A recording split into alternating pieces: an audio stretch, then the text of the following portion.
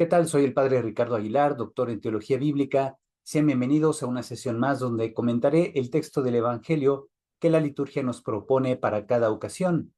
En esta ocasión, pues el día de Navidad, vamos a hacer el comentario al Evangelio de la misa del día de Navidad, que corresponde al prólogo del Evangelio de San Juan. Hacemos nuestra oración inicial.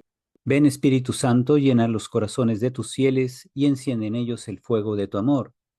Envía, Señor, tu Espíritu y todo será creado y se renovará la faz de la tierra. Oh Dios, que has instruido a los corazones de los fieles con la luz del Espíritu Santo, concédenos, según el mismo Espíritu, conocer las cosas rectas y gozar siempre de sus divinos consuelos. Por Jesucristo nuestro Señor. Amén. Recuerden que si les gusta este tipo de contenido, denle like al video, suscríbanse al canal y activen la campanita de notificaciones para que YouTube les mande un mensaje cada vez que yo suba nuevo contenido, un nuevo comentario a la palabra de Dios. Procedemos ahora a la lectura del texto del Evangelio, en esta ocasión el prólogo del Evangelio según San Juan. Del Santo Evangelio según San Juan. En el principio ya existía aquel que es la palabra, y aquel que es la palabra estaba con Dios y era Dios. Ya en el principio Él estaba con Dios. Todas las cosas vinieron a la existencia por Él, y sin Él nada empezó de cuanto existe. Él era la vida, y la vida era la luz de los hombres. La luz brilla en las tinieblas, y las tinieblas no la recibieron. Hubo un hombre enviado por Dios que se llamaba Juan. Este vino como testigo para dar testimonio de la luz, para que todos creyeran por medio de él. Él no era la luz, sino testigo de la luz. Aquel que es la palabra era la luz verdadera que ilumina a todo hombre que viene a este mundo. En el mundo estaba, el mundo había sido hecho por él, y sin embargo el mundo no lo conoció. Vino a los suyos y los suyos no lo recibieron, pero a todos los que lo recibieron les concedió poder llegar a ser hijos de Dios, a los que creen en su nombre, los cuales no nacieron de la sangre ni del deseo de la carne, ni por voluntad del hombre, sino que nacieron de Dios. Y aquel que es la palabra se hizo hombre y habitó entre nosotros. Hemos visto su gloria, gloria que le corresponde como a unigénito del Padre, lleno de gracia y de verdad. Juan el Bautista dio testimonio de él, clamando, a este me refería cuando dije, el que viene después de mí tiene precedencia sobre mí, porque ya existía antes que yo. De su plenitud hemos recibido todos gracia sobre gracia, porque la ley fue dada por medio de Moisés, mientras que la gracia y la verdad vinieron por Jesucristo. A Dios nadie lo ha visto jamás. El Hijo unigénito que está en el seno del Padre es quien lo ha revelado.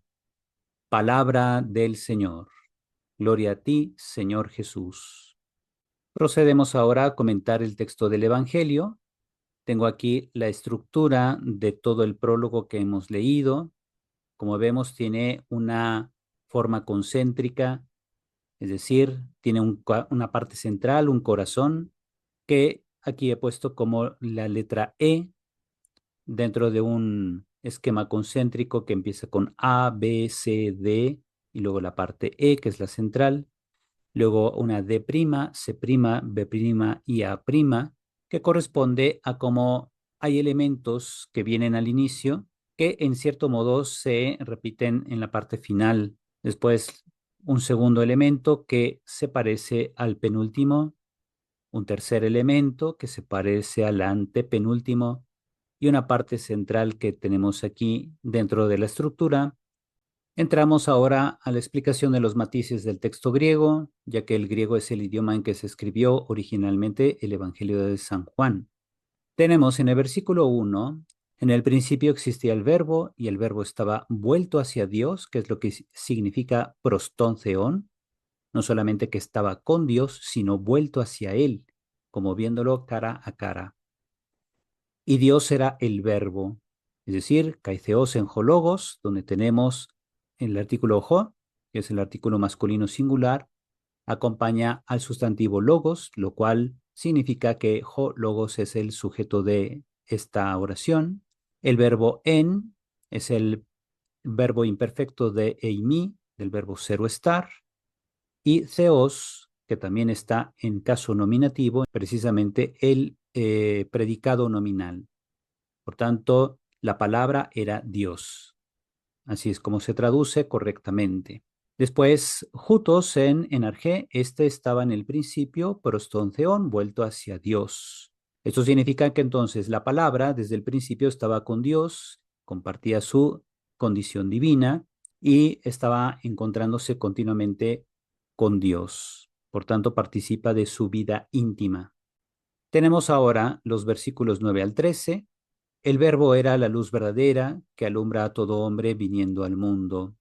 En el mundo estaba, el mundo se hizo por medio de él y el mundo no lo conoció. Aquí entonces se centra el evangelista en el fos, la luz, en tofos toalecinon, la luz verdadera, hofotitzei pantanthropon, que ilumina a todo ser humano, a todo hombre. En el mundo estaba, el mundo se hizo por medio de él y el mundo no lo conoció.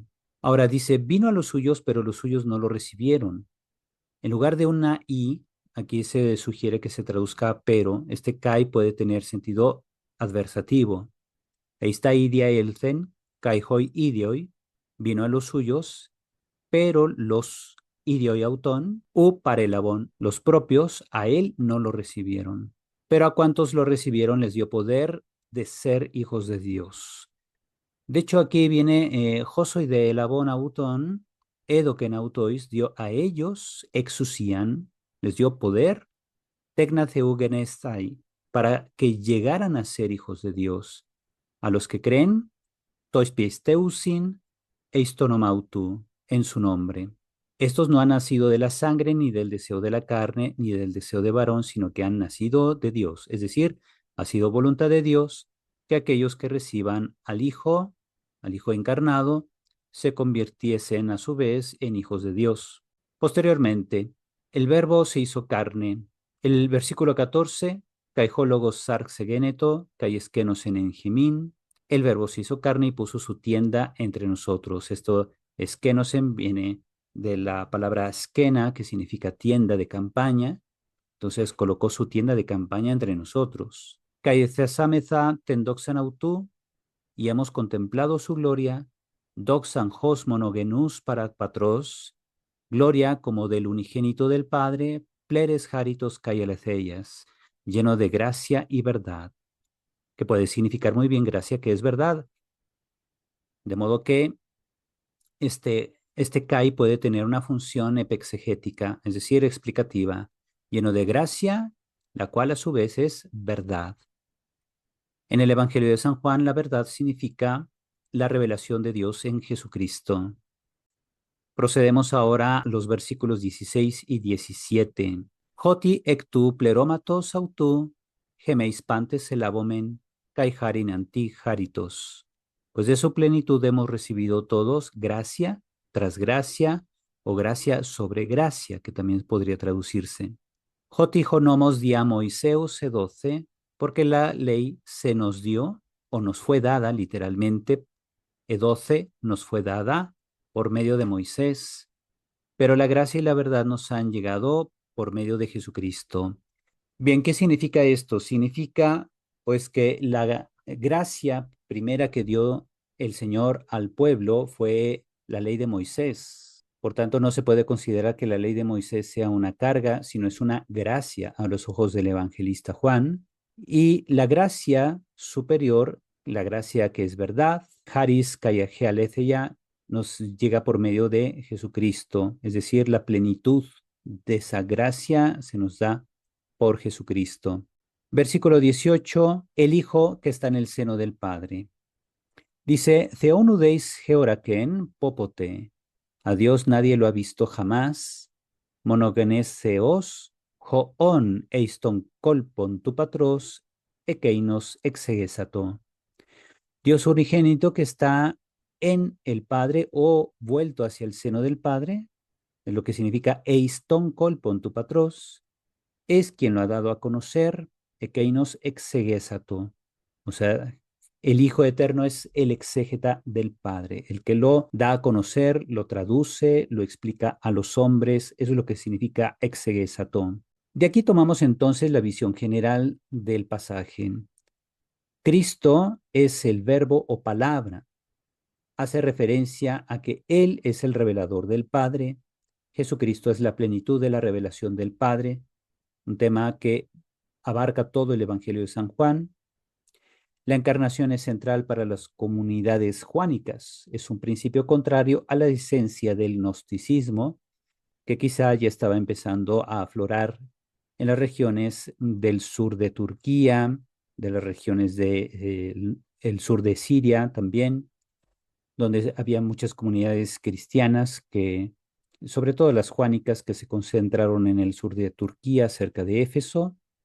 Ahí entonces los gnósticos decían que era imposible que la divinidad asumiera la condición humana, porque la condición humana implica la materia del cuerpo, y para los gnósticos el cuerpo era malo por ser materia. Según el mito gnóstico, solo el espíritu es pureza, mientras que la carne o la materia son impureza. Por eso los gnósticos no aceptaban la encarnación del Hijo de Dios. El prólogo de San Juan despierta en el lector el deseo de participar de la intimidad de Dios. A la vez, es la clave de lectura para comprender la cristología del cuarto evangelio. Pasamos ahora a las orientaciones para la vida. Primer tema, la encarnación. Dios habita entre nosotros. En Juan 1:14 leemos, y la palabra se hizo carne y habitó entre nosotros. La enseñanza para esta Navidad. La Navidad nos recuerda que Dios no está distante ni es inaccesible, sino que ha decidido entrar en nuestra historia y asumir nuestra humanidad. El verbo habitar, que en griego aquí es skenosen, significa literalmente que puso su tienda o tabernaculizó, se tabernaculizó entre nosotros, evocando la presencia de Dios en el tabernáculo durante el Éxodo. La aplicación espiritual de esta enseñanza: te invito a contemplar el pesebre como signo de la cercanía de Dios en medio de la sencillez y la humildad. También invita tú a Dios para que habite en tu hogar y corazón, reconociendo que cada persona es un templo donde Él desea morar. Finalmente, vive la Navidad como una oportunidad para llevar la presencia de Dios a los demás a través de acciones concretas de amor y de caridad. Segunda enseñanza, la luz que disipa las tinieblas. En el versículo 5 leemos, la luz brilla en las tinieblas y las tinieblas no la vencieron. Enseñanza, en nuestro pasaje evangélico, Cristo es presentado como la luz del mundo que vence la oscuridad del pecado y la desesperanza. La Navidad celebra la llegada de esta luz que trae esperanza, sentido y redención. La aplicación espiritual. Reflexiona sobre las tinieblas de tu vida interior o de la sociedad que necesitan ser iluminadas por la luz de Cristo. Sé portador de luz en tu entorno, llevando palabras de consuelo, perdón y esperanza. Participa de los sacramentos durante la Navidad, especialmente la Eucaristía, donde recibimos la luz de Cristo. Tercera enseñanza, el don de la gracia y la filiación divina. Esto principalmente centrado en los versículos 12 y 13. A todos los que lo recibieron les dio poder de hacerse hijos de Dios. La enseñanza, el misterio de la Navidad revela que por la encarnación de Cristo somos hechos hijos de Dios.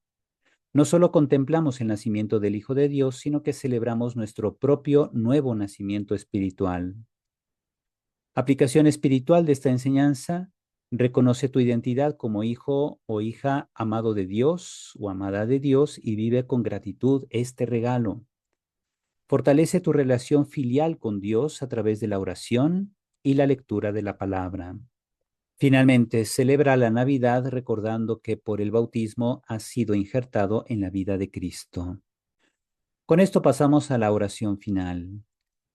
Señor Dios, que de manera admirable creaste la naturaleza humana y de modo aún más admirable la restauraste, concédenos compartir la divinidad de aquel que se dignó compartir nuestra humanidad, el que vive y reina contigo en la unidad del Espíritu Santo y es Dios por los siglos de los siglos. Amén. Y así hemos concluido con el comentario al texto del Evangelio que la liturgia nos propone para este día de Navidad. Hemos hecho el comentario al prólogo del Evangelio de San Juan. Recuerden que si les gusta este tipo de contenido, denle like al video, suscríbanse al canal y activen la campanita de notificaciones para que YouTube les mande un mensaje cada vez que yo suba nuevo contenido, un nuevo comentario a la palabra de Dios. Cuídense mucho y feliz Navidad.